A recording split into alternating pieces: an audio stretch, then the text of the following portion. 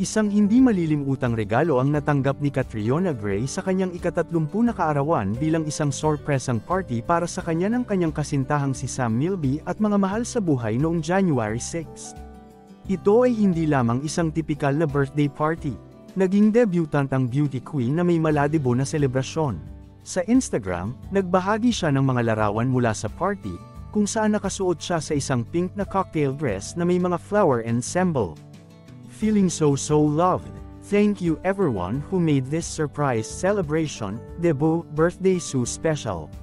We sang and danced till the early morning, so excited to be entering this new decade surrounded by such amazing people. Thanks also to everyone who has messaged and made me feel so loved.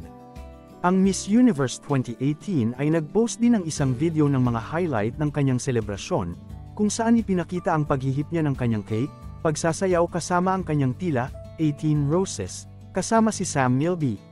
At pagtanggap ng mga mensahe mula sa kanyang tila, 18 gifts. Who will the best waitering in my 30s? Surrounded by people I love, isinulat niya sa caption.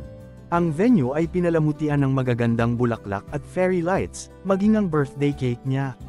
Naging emosyonal din si Catriona habang nagpapasalamat sa kanyang mga mahal sa buhay.